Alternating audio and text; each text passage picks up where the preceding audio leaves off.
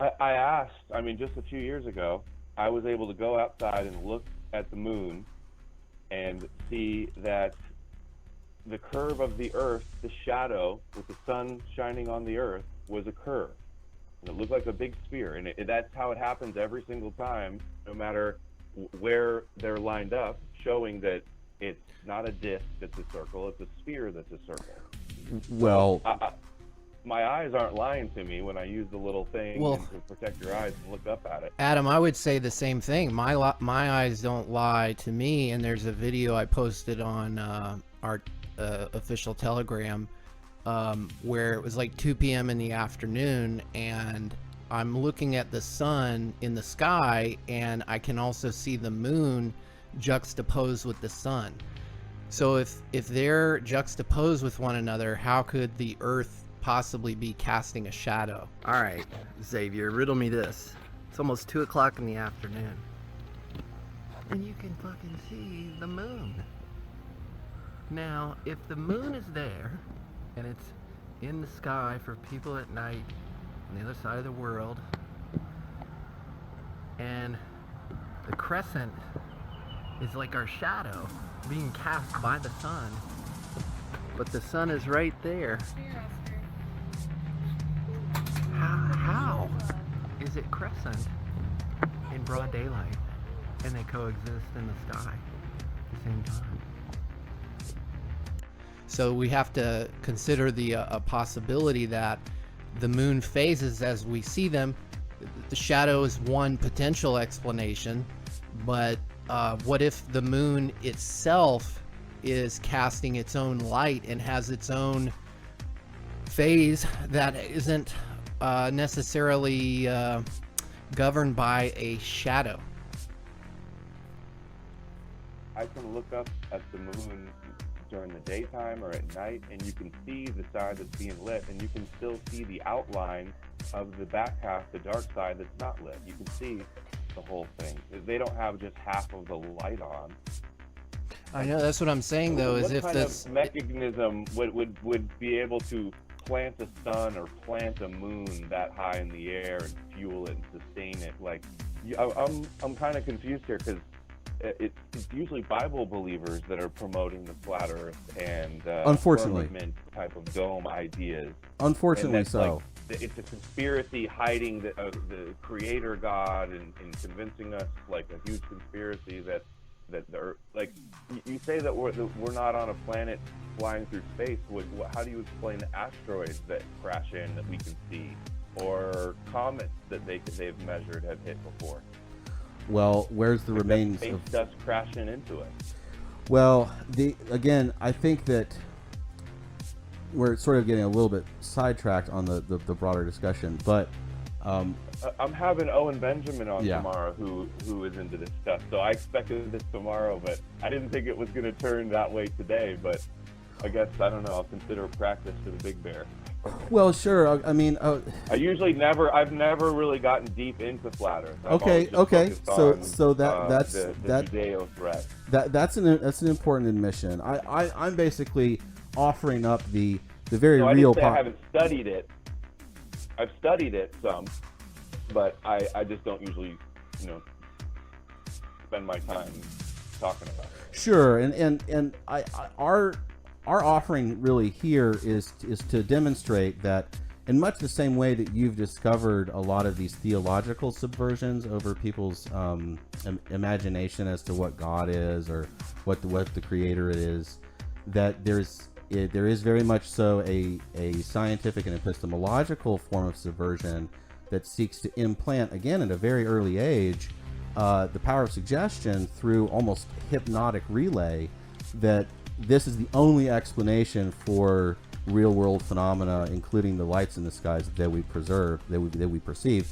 So the thing that's interesting about the moon is you could designate it as a diodic plasma that actually has a phase that we simply, in our frame of reference for time, don't see the rapidity with which it's actually occurring.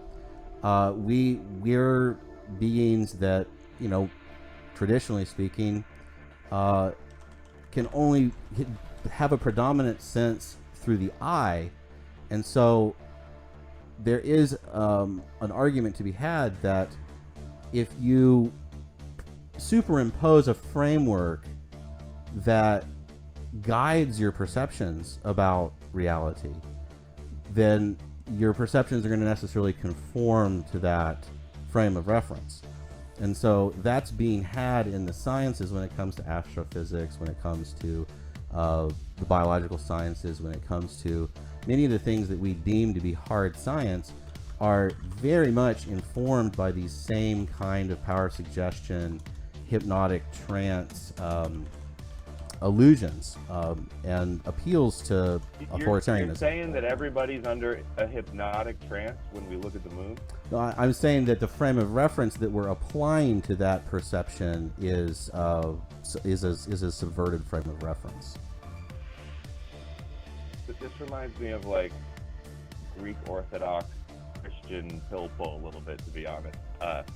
I feel like the fact that so many millions and hundreds of millions in America believe that the Jews are chosen by God and that they believe that they're saved from hell because of a blood magic ritual, I feel like is much more of a substantial thing that we can focus on and prove, and that honestly, I think the flat earth stuff is just nothing but a distraction that discredits.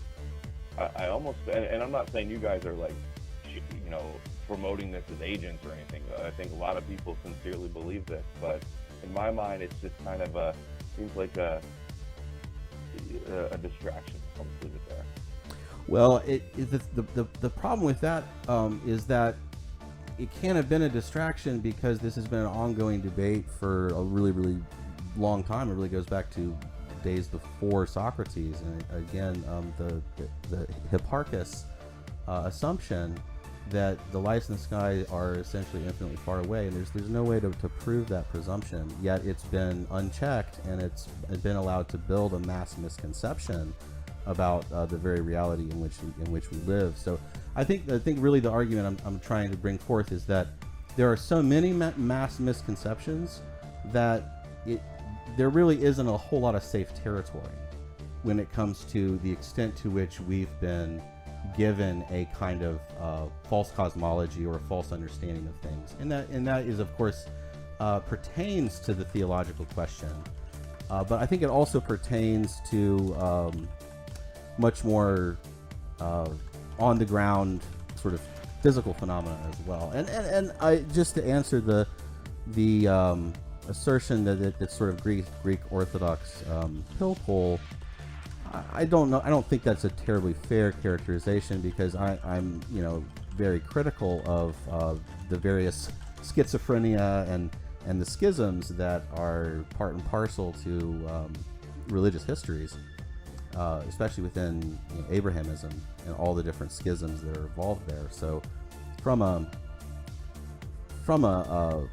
philosophical point of view, I think it is important to suspend one's disbelief in the assertion that perhaps there are more mass misconceptions that operate in a perhaps subconscious or unconscious fashion due to inculcation from an early age, where we uncritically accept things that this very much could be this very much could pertain to the sciences themselves. And that's kind of why I wanted to bring up the influence of Kabbalah on science, because it shows that many of the premises of science can be philosophically hijacked, and that many of the so-called discoveries can have deceptive frames of reference. I definitely agree to that. Yeah.